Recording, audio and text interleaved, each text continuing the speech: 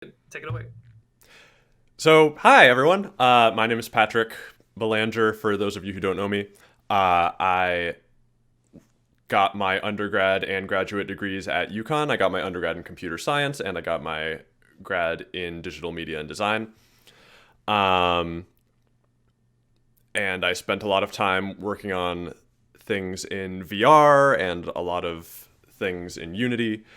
But what I am working on currently, oh, and I graduated several years ago at this point. But what I'm currently working on is I am going to be talking about dynamic storytelling and designing player choices that matter. So I am on and I'm in a team called World Walker Games, and we're working on a game called Wildermyth. Wildermyth is a game that largely focuses on telling stories about randomly generated heroes. It has combat similar to XCOM, where you're moving around turn-based on a board game-looking thing. Uh, but the real heart of the game comes into the procedural generation, where all of the heroes have randomly generated personalities, and events that happen throughout the game are based on those personalities and other things about those heroes. And it's a game about storytelling, basically. We want to let the player have interesting experiences. And so this was a pretty big undertaking. I came onto the team when it had already been in development for maybe like 4 or 5 years. A lot of that time was part time uh, while they were working on other things. The other team members were working on other things at the time. But I came onto the team and it was already a pretty fully fleshed out game in a lot of ways. So I've been working on it for 2 years since then. But yeah, let's talk about storytelling. So when you have a game and you present the player with a choice, you have to think of what happens after they make that choice. So, uh, in most cases, if you want a choice that is impactful, what happens is that choice has different outcomes. Because if you make a choice and it doesn't do anything, it's not really a choice. And once you have two outcomes, or more than two outcomes, you have to decide where to go from there. So there are a variety of things that you can do. What a lot of games do is they go right back to the main storyline. So if you're trying to tell a continuing story and you have a choice, the easiest thing to do is that choice has one thing that it does and then it just goes back in. But that doesn't feel super impactful. Um, it definitely can feel momentarily impactful, and oftentimes that's good enough. So if you make a choice and it grants some sort of combat buff, or you make a choice and it just has a slightly different story in that moment, then that's often fine, but it doesn't really make the player think that the choice was important. Uh, to make a choice feel important, what you can do is you make it so that that choice has a lasting impact on the remainder of the game. So you have branches. And of course, you can just do that for every choice. And it's easy. And you just have hundreds of choices. And you have to develop a lot of things. So often, not super practical, because you can only make so many events. You only have so much development time. And once you start getting further in, all those choices at the end, only some players are going to see them. Which, this also largely depends on the kind of game you're making. If you're making a heavily story-focused game where you want to tell a very specific story, then this becomes very tricky. If you're making a game that's more like a roguelike, where the player is intended to play over and over, then maybe this type of thing will work well. Um, I'm going to go over a couple examples of games that I like the storytelling, the way that they do storytelling dynamically, and what makes it interesting. The first of these is Life is Strange. Life is Strange has a lot of interesting choices that you can make in it. And it does kind of fall into that first category where they're trying to tell a very specific narrative. So a lot of the times the choices they make just converge back into a main thing. So when you reach the end, the story is still about the same as it was before, but with a lot of other changes throughout.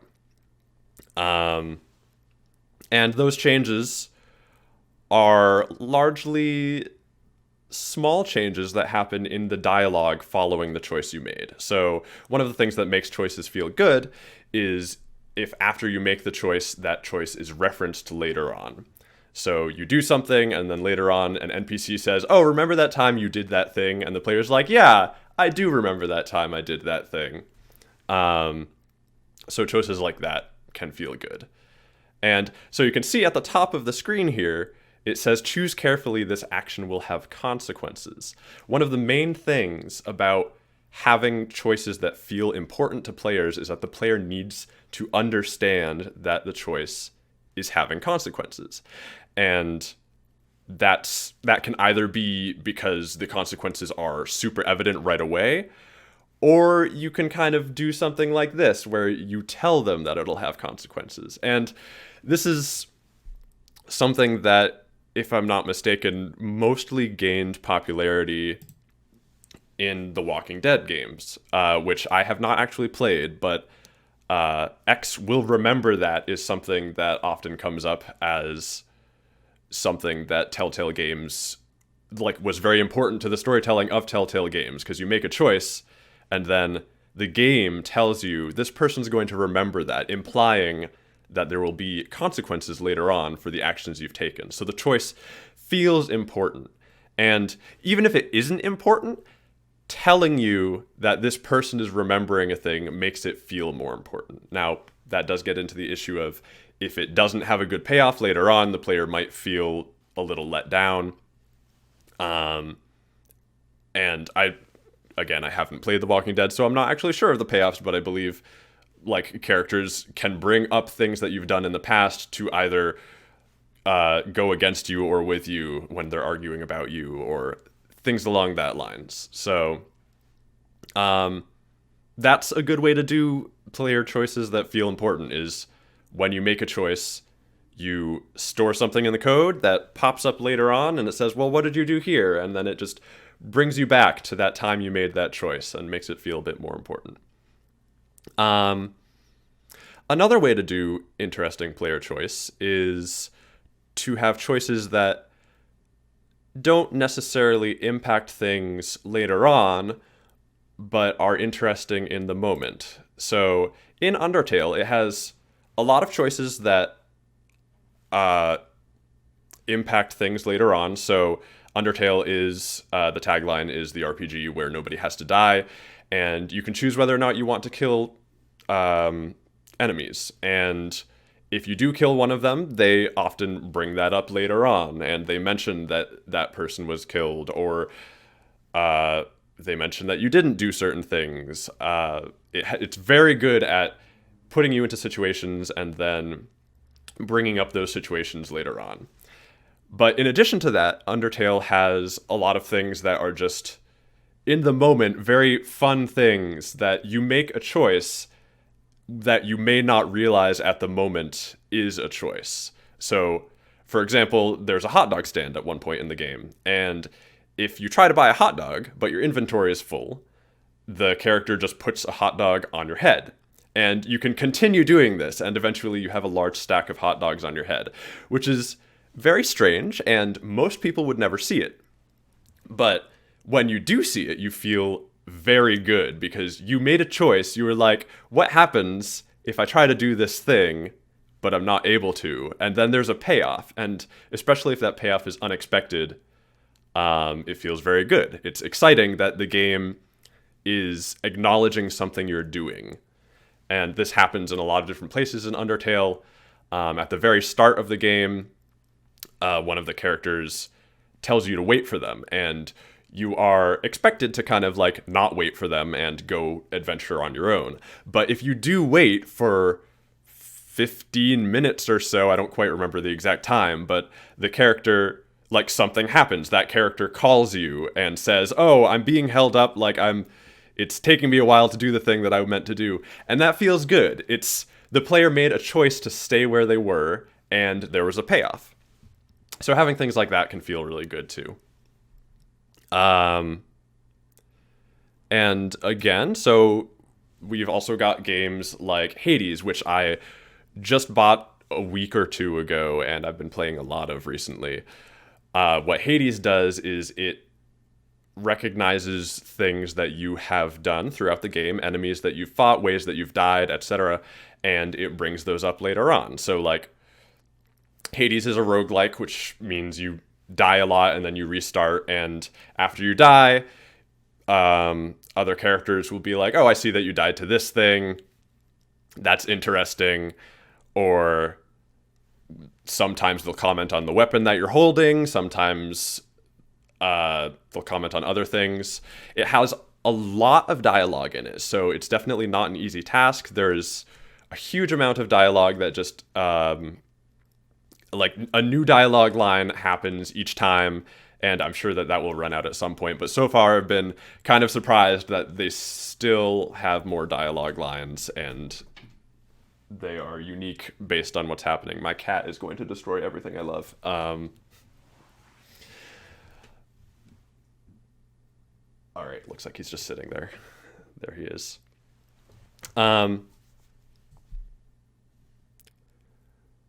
Right, so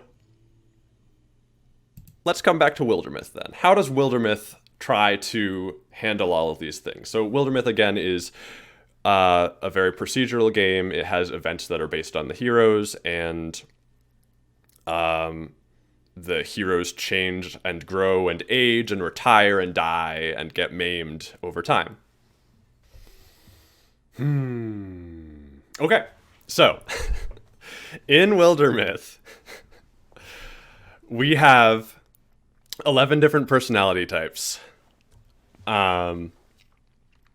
So you can see all of those here, and you can see that the ones at the top are larger, and then we've got a couple slightly smaller ones, then we've got a bunch that are like very small. So like poet, this person's very poetic, and they're pretty much a healer, and then they're sort of goofball leader, and then a little bit of all the rest.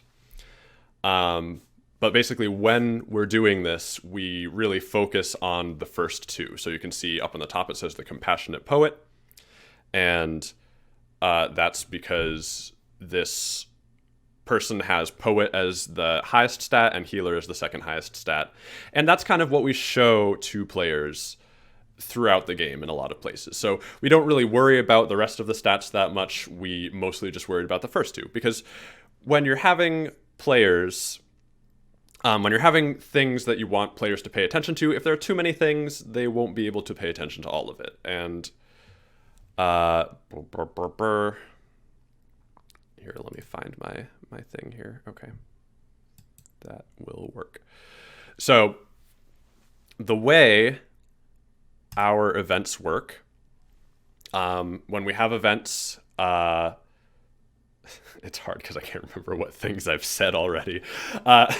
When we have events, we basically think of it as a play. So we have a bunch of different actors who can play different roles in the play. And we basically find the actor that can play that role the best, and then we slot them in. So you can see here, we have a slot for a hero who is a mystic, which is our mage class, and they have a rival. So whenever you are about to go into a battle, an event will happen, and this will go through all of the events, and it will check which ones are possible. And so if there's a mystic that has a rival, it'll be like, oh, okay, we can match this, and then make sure we can match the other roles. And if we can match all of them, then there's a chance that it'll happen. And so you can see here, there's also a need. So you have the hero that's a mystic with a rival, and then there's the rival themselves, and then there's a poet. And this just checks the poet personality, and it tries to find the person who's the most poetic. And this one is semi-optional, so it doesn't need someone who's really poetic, but it's going to find the person who's the most poetic that it can. But we can also make it so that sometimes it is required. Sometimes you need to have a poet score of greater than 80. So it needs to be someone like, we only want to fire this event if you have someone who's really bookish or someone who's really hot-headed. And that works pretty well in the context of a roguelite game where you're going to be seeing a lot of randomly generated events. You have these characters, they have these personalities, and things happen differently depending on what they are. And so if we look here, this is one of the first events in the game, and it has what we call a text split in it. So our text editor has the ability to put in a bunch of different things depending on the personalities or aspects that heroes have. So you can see here, this changes the text based on whether they are bookish or a coward or a goofball, etc. So we can see that this person is a healer, so it will choose that option, and he'll say, I want to know I brought peace, even to just one person. Whereas other ones feel more like those things. So if they're a hothead, they'll say, I'll live mine like a hero, no backing down, because they're hot-headed. And this doesn't always... players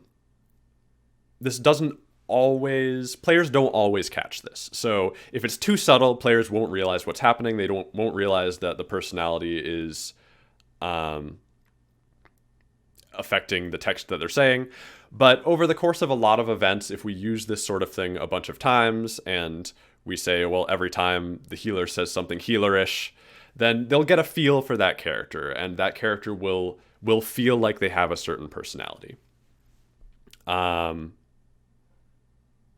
again, like, players won't always catch this. If players see the same event 5 times in a row, maybe they'll catch that it's different each time, but also maybe they'll just be like, oh, this is the same event, because the choice isn't super impactful. This is just adding flavor.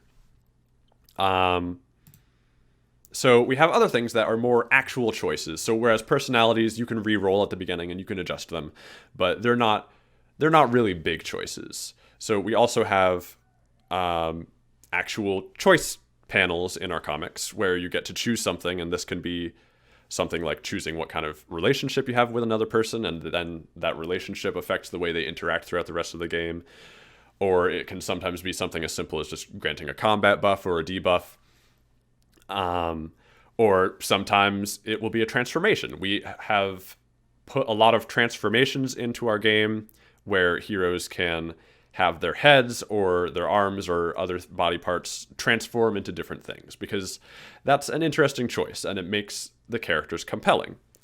And once we've done something like that, we have the ability to make events that only occur for those people. So, for example, there's a crow transformation that gives you a crow head and crow arms, all that. And there's an event that can only happen if you have a crow hero, where they start talking to the crows and something else happens. And this feels really good as a choice, because players don't have to remember that the hero is a certain personality, or they don't, like, it's very clear, it's very understandable. The player sees it, and they're immediately like, oh, my crow hero is talking to the crows.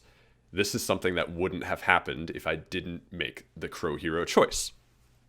And that feels really good when you have a choice with a result that's very clear and the player doesn't have to, like, think about it. The player knows that this choice is having an impact, versus like looking at something where it says like, oh, X will remember this, or those types of strategies. The player is being told that the choice matters, but they're not sure that it does yet. They're not sure how it matters. They're not sure in what way it matters. Whereas something like this, it's very clear in what way it matters. It's clear that if the thing hadn't happened, if they hadn't made that choice, this thing would not be happening.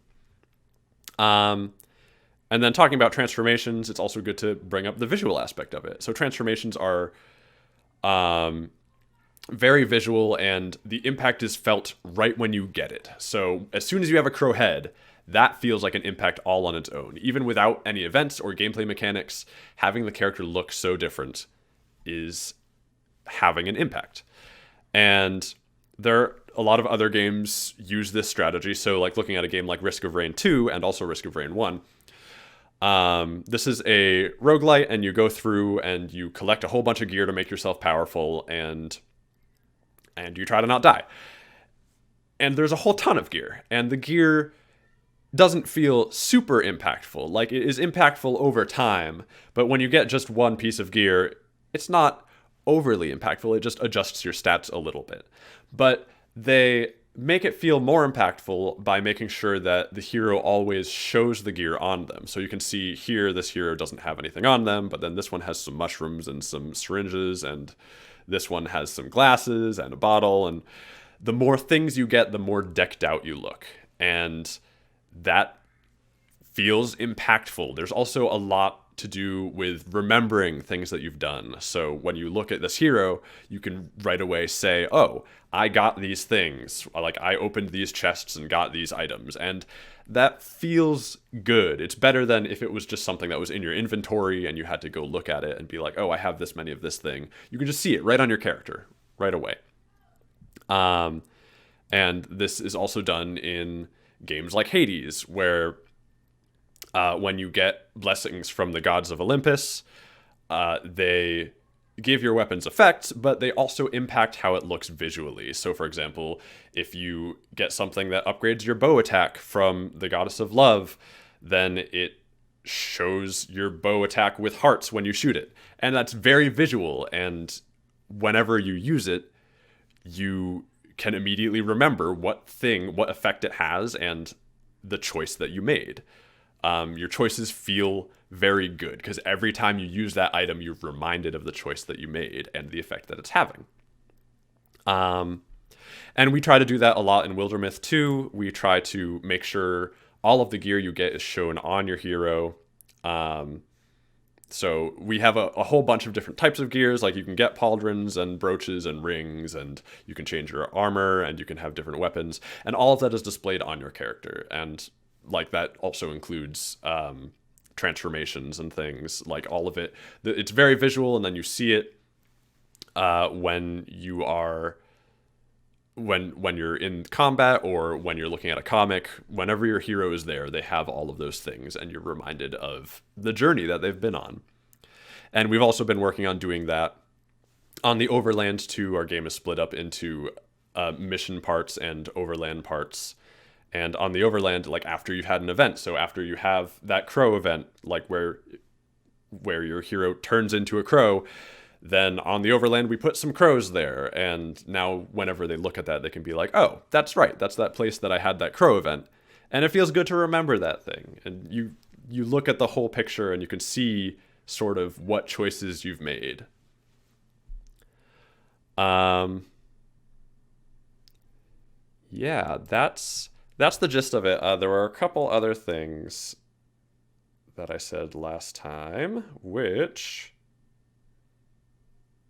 So there are a lot of games, basically just acknowledging the way the player is playing feels good. So there are a lot of games where there are quests that you can do before you actually talk to the quest giver. So, for example, you need to slay a dragon, and you've already slayed the dragon, and you talk to the quest giver. If the quest giver is like, oh, go slay this dragon, then it feels pretty weird. But if the quest giver says, oh, I see you already, I was gonna ask you to slay a dragon, but it looks like you already slayed it, that feels really good. Which, that's not necessarily a choice, like you made the choice to slay the dragon early, but this is also just very much about immersion, and you feel much more immersed in the game world if the things that you have done get talked about, if they're addressed. You're not just interacting with the game is interacting back with you. And then there's also the case of it's very hard to account for everything that a player could possibly do. So in Wildermyth, we like to encourage people to push through hero death instead of save scumming. And when heroes die, we have several events that try to make it feel interesting and address the death. Um, excuse me. But there are times when that doesn't happen, like if it gets interrupted by a different event or something else. Sometimes a hero will die and then it just won't be addressed. And that feels bad. And it can be very hard to figure out how to do something about that. And we're trying to get around it by like sometimes we write splits based on whether or not there is a dead hero, so they'll say something slightly different. We have things called tidings. So in between chapters, there are years of peace, and we show things that are happening in the years of peace, and that can like be a callback to a lot of other things that have happened. So like, oh, the crow hero was talking with the crows one day, or it could also be this hero was mourning their dead lover, or other things like that. So making callbacks to things that have happened is very important to making choices feel good. Likewise, so in a game like Hades, where it talks about the things that you've done, there have been some cases where it's felt a little off, because like this is kind of in the reverse direction, where something is said that feels almost out of place, where a comment will be made on an enemy that I fought, and it feels like that comment should have been made the first time I fought the enemy, but instead it's happening a lot later. And it feels a little weird, but it still feels good. It still feels good that they're addressing what you're doing in the game, even if it feels like maybe the timing is a little off or something. Having an abundance of content that addresses the things that you've done in the game feels very good. Yeah, I think that about covers it. Awesome. I am going to turn the floor over to the rest of the group. If anyone has any questions, can somebody who is not me or Devin try and unmute their microphone just to make sure it works? Yes. Okay, cool. Yeah, so if anybody has any questions, feel free to throw them in the general channel. If you have any comments or anything as well, we can also just say them out loud. It's a pretty freeform format. I'd imagine that Devin has like a million questions because this entire thing was right up his alley. Thank you so much, Patrick. This was a really fantastic talk. I learned. Sorry for wasting so much of the time. No, it's totally fine. It's not your fault. It's totally fine. It happens. Yeah, you can even like I was even texting Devin in the middle of this, like, wow, I'm getting so many ideas for the things I want to make. This is awesome, and you know, it's just so insightful to hear it from somebody who's actually worked and had to build things with this kind of experience. And it was a really fantastic talk. You did a great job.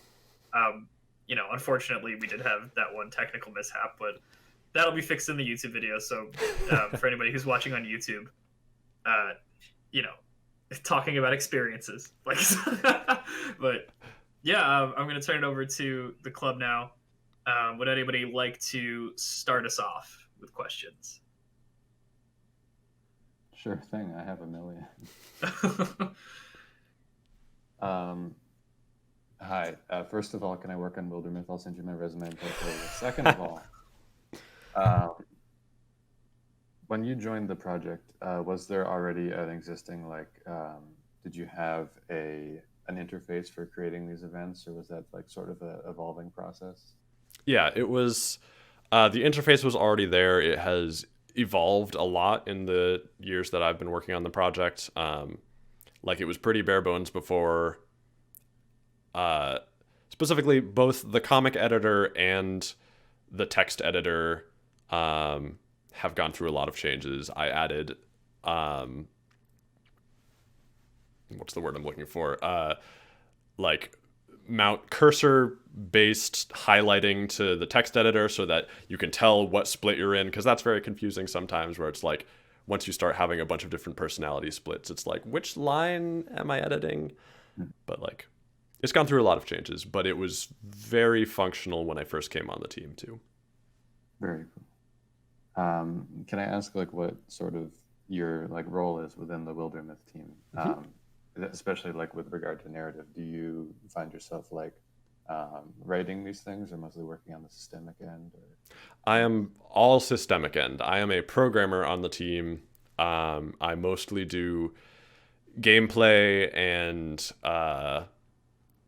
just like other programming things. We have several other writers who use the tools a lot, so a lot of my time is, or some of my time is spent around making the tools better for those writers and making it easier for them to write these stories.